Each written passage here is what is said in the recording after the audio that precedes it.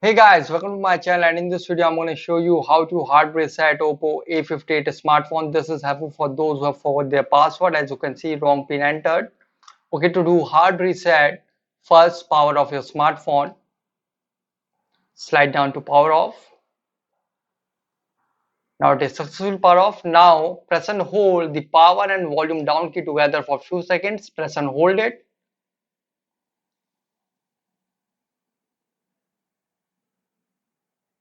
and release.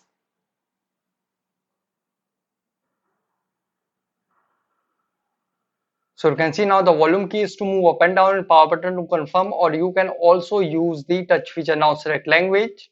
It will send you in recovery mode, and here you can see format data. Here you can see format data. Now tap on format data. So you can see please enter verification code 2231. Enter it 2231.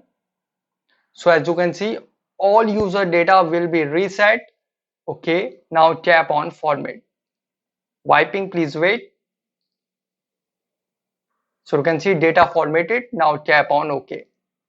And after hard reset, it might take some time to boot up the device. And after hard reset, when it asks for password, use Google account instead to unlock the phone.